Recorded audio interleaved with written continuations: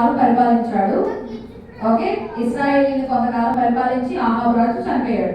ఆయన చనిపోయిన తర్వాత అహజ్యా అనేటువంటి ఆయన రాజు అయ్యాడు. ఎవరు? సో అహజ్యా పరిపాలిస్తున్నటువంటి సమయంలో ఏం జరిగింది అంటే మోయాబీయులు, ఎవరు? మోయాబీయులు వచ్చి వీళ్ళ మీద తిరగబడ్డారంట. తిరగబడి బాగా యుద్ధం చేశారు. అటువంటి సమయంలో అహజ్యా ఏం చేశాడంటే మేడ మీద ఉన్నటువంటి కిటికీ, సో ఇది కూడా ఉన్నాయి, కింద ఇల్లు ఉంటది, పైన డాబా ఉంటుంది, సో దాన్ని మేడ గది అంటారు. ఒక కిటికీ ఉంది, విండో. సో ఆ కిటికీలో నుండి ఒక అహజ్యా అనేటువంటి రాజు కింద పడిపోయాడు. సో కింద పడిపోగానే మరి కాళ్ళు చేతులు we do not know exactly what happened, ఏమైందో మనకు తెలియదు. సో ఆయన అలా పడిపోయిన తర్వాత ఏమైందంటే కాళ్ళు చేతులు విరుగుంటాయి. బహుశా మన డాబా మీద పడినప్పుడు ఎప్పుడు ఉండవు కదా, దెబ్బలు తగ్గుతాయి కదా. సో ఇంకా దెబ్బలు తగిలిన తర్వాత he was not able to move. ఆయన కదలేకపోతున్నాడు, అసలు ఎక్కడికి కూడా వెళ్ళలేకపోతున్నాడు. Okay, so he became bedridden. మంచాన పడిపోయాడు. మంచం మీదే ఉంటున్నాడు, ఎక్కడికి వెళ్ళలేకపోతున్నాడు, ఏం చేయలేకపోతున్నాడు. సో అలాంటి సమయంలో ఆయన యొక్క రాజ్యంలో ఉన్నటువంటి కొంతమందిని ఎగ్రోను అనేటువంటి ప్రాంతం ఉన్నటువంటి ఒక దేవత ఉంది. ఆ దేవత పేరు ఏంటి అంటే బెల్జెబూబ్ అంటారు ఇంగ్లీష్ లో. సాతానికి స్నేహితురాలైనటువంటి బెల్జెబూబ్ అన్నమాట. నరకంలో ఉండేటువంటి ముఖ్య దూతల్లో లూసిఫర్ తర్వాత ముఖ్యమైనటువంటి దూత ఈ బెల్జెబూబ్. సో ఈ బెల్జెబూబ్ ని వాళ్ళ దేవతలాగా ఆరాధిస్తున్నారు. బెల్జెబూబ్ దగ్గరికి వెళ్ళి, ఆ దేవత దగ్గరికి వెళ్ళి, నేను కోరుకుంటానో లేదో, నాకు మళ్ళీ స్వస్థ వస్తుందో లేదో ఒకసారి నువ్వు అడగవా అని చెప్పి కొంతమంది మనుషులు ప్రవక్తలు ఉంటారు కదా, స్వభావం కూడా ఆ ప్రవక్తను అడుగు. ఏమని అడుగుతావు అంటే, రాజుగారు స్వస్థత పొందుతారా, మంచం మీద నుండి మళ్ళీ లెగుస్తారా, will he be able to walk on his own, నడవగలుగుతాడా లేదా అనేటువంటిది ఒకసారి అడుగు.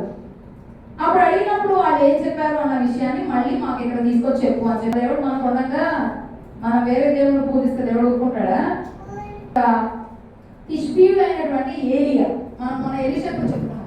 ఎలీషా కంటే కూడా ముందు ఏలియా ప్రవక్త ఉన్నాడు. ఆ ఏలియాకి దేవుడు ఏమో చెప్తాడంటే, నువ్వు వెళ్ళు, అహజ్యా దగ్గర నుండి కొంతమంది మనుషులు వెళ్తున్నారు. ఎక్కడికి వెళ్తున్నారు? ఎగ్రోన్కి వెళ్తున్నారు. ఎగ్రోన్లో ఏ దేవత ఉంది? బయల్జెబూబు దేవత ఉంది. సో ఆ దేవత దగ్గరికి వెళ్ళి విచారించడం కోసం వెళ్తాను. వాళ్ళకి వెళ్ళి ఎదురుపడు, వాళ్ళు వెళ్తా ఉన్నారు, వాళ్ళకి ఎదురెళ్ళు. ఏం చెప్తావు? ఇశ్రాయేలులో దేవుడు లేడనుకున్నావా? ఇశ్రాయేలులో నిజమైన దేవుడు లేడనుకో నువ్వు ఇంకో దేవత దగ్గరికి వెళ్తున్నావా అని చెప్పి నువ్వు ఒకసారి వాళ్ళకి బుద్ధి చెప్పు. ఇస్తున్నటువంటి శాపం ఏంటి అంటే, నువ్వు ఇంకా పడిన మంచం మీద తిరిగి లేగవు.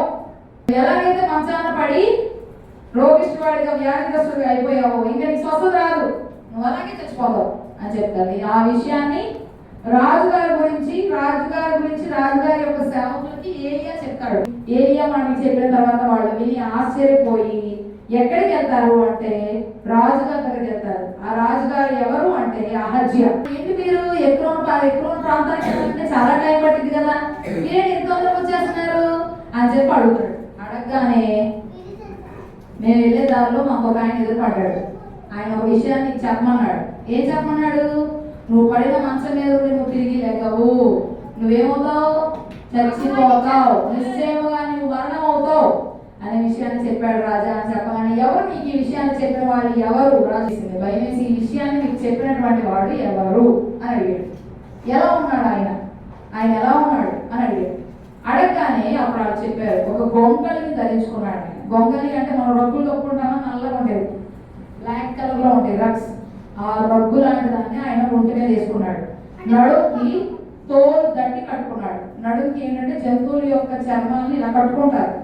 సో అలాంటి తోలు దట్టి కట్టుకున్నాడు అని చెప్పగానే అప్పుడు రాజుగారికి, ఓహో ఈయన ఏలియా. ఆ చెప్పినటువంటి ఆయన ఎవరు?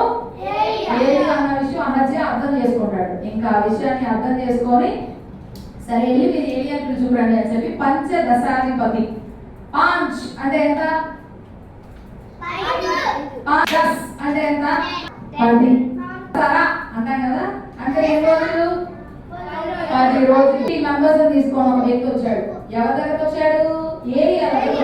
ఏలియా ఎక్కడ ఉన్నాడు? కొండ మీద ఉన్నాడు. కొండ మీద కూర్చొని ఉన్నాడు. అలాంటి సమయంలో అహజ్యా ఒక 50 మందిని, ఆ 50 మందికి అధికారిగా ఉన్నటువంటి వాటిని కూడా ఇచ్చి ఏలియా దగ్గర పంపిస్తాడు. ఏలియా కొండకి చక్కగా కొండ మీద కూర్చొని ఉంటాడు. గబగబా వీళ్ళు కొండకి వేస్తారు. రాజుగారు మిమ్మల్ని త్వరగా రమ్మంటున్నారు, రాజుగారు మిమ్మల్ని త్వరగా కొండ దిగి రమ్మంటున్నారు అని చెప్తాడు. చెప్పగానే ఏలియా కోపం వచ్చింది. ఎందుకు కోపం వచ్చింది? బయల్జెబూబు దగ్గరికి వెళ్ళి కనుక్కోమన్నాడు కదా దేవుడు, నాకు ఏసై ఉండగా దాన్ని కోపం వచ్చింది. నేనే కనుక నిజమైనటువంటి దైవజనుడు అయితే ఆకాశం నుండి అడ్డు వచ్చి నిన్ను నీ 50 మందిని కాల్చివేయను గాక అంటాడు. దహించును గాక అంటాడు. దహించును గాక అంటే కాల్చివేయను గాక. 50 మంది కూడా కాలిపోతారు. మళ్ళా రాజుగారు ఏం చేస్తాడు? మళ్ళీ ఒక 50 మందిని రెడీ చేస్తాడు. మళ్ళీ పంచదశాధిపతిని అంటే నేను నిజమైనటువంటి దైవజనుడు అయితే ఆకాశం నుండి అగ్ని వచ్చి నిన్ను దహించును గాక, నిన్ను నీ 50 మంది దహించును గాక అన్నాడు. మళ్ళీ ఆకాశం నుండి అగ్ని వస్తుంది. మళ్ళీ ఆ 50 మంది చచ్చిపోతారు. మళ్ళీ ఆ 50 మందితో వచ్చినటువంటి అధికారి కూడా చచ్చిపోతాడు. మళ్ళీ 50 మందిని పంపిస్తాడు.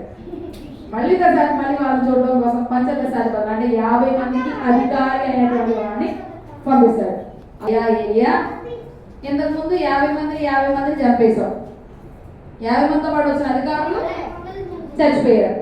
దయచేసి నా యందు కొంచెం దయ కలిగి ఉండు. నా ప్రాణాన్ని నువ్వు ప్రియముగా ఎంచుకో. నా ప్రాణాన్ని చంపేయద్దు. ఇష్టమైన దాన్ని మనం చంపుతామా? నాతో వచ్చినటువంటి 50 మంది యొక్క ప్రాణాలను కూడా నువ్వు చంపొద్దు. నువ్వు వెళ్ళి నీ రాజుకి మంచం మీద నుండి తిరిగి లేకుండానే మరణం అయిపోతాడు అన్న విషయాన్ని చెప్పు. ఇదే ఫైనల్ డెసిషన్. ఆయన ఎంతమంది 50 మందిని పంపించినా సరే nothing is going to change. Everything will be the same. చచ్చిపోవడం అనేది డామ్ షూర్. నో. నిజంగానే కొంతకాలానికి అహజ్యా చచ్చిపోతాడు. ఈ 50 మందిని చచ్చిపోకుండానే కిందకు పంపిస్తాడు. ఈసారి మూడోసారి 50 మంది వచ్చినప్పుడు చచ్చిపోరు. ఆ అధికారులు కూడా చచ్చిపోడు. వాళ్ళు వెళ్ళి రాజుగారికి చెప్తారు, నువ్వు ఇలా తప్పు చేసావయ్యా, ఎక్రోన్లో ఉన్నటువంటి బయల్జెబూబు దగ్గరికి వెళ్ళి కనుక్కోనరా అని చెప్పావు కాబట్టి నువ్వు మరణం అయిపోతున్నావు. అహజ్యా చచ్చిపోతాడు. అహజ్యాకి కుమారులు లేరు. రాజుగారు చచ్చిపోయారనుకో, రాజుగారి యొక్క కొడుకు నెక్స్ట్ రాజు అవుతాడు. యెహోషాపాతు యొక్క కొడుకు ఉంటాడు యెహోరాము. ఆయన ఈ తర్వాత రాజు అవుతాడు 2 సంవత్సరాలు. ఈ హత్య చేసినటువంటి పనులన్నీ కూడా రాజుల వృత్తాంతముల గ్రంథంలో రాయబడి ఉంటాయి. ఓకే. వచ్చినటువంటి 50 మంది 100 మంది, నాతో వచ్చినటువంటి 2 అధికారులు 102 మంది చచ్చిపోయారు. 102 people died only because of disobedience. దేవుని కాకుండా వేరే వారిని సేవించినందుకు, దేవుని కాకుండా వేరే వారిని ప్రేమించినందుకు ఏమయ్యారు? చచ్చిపోయారు.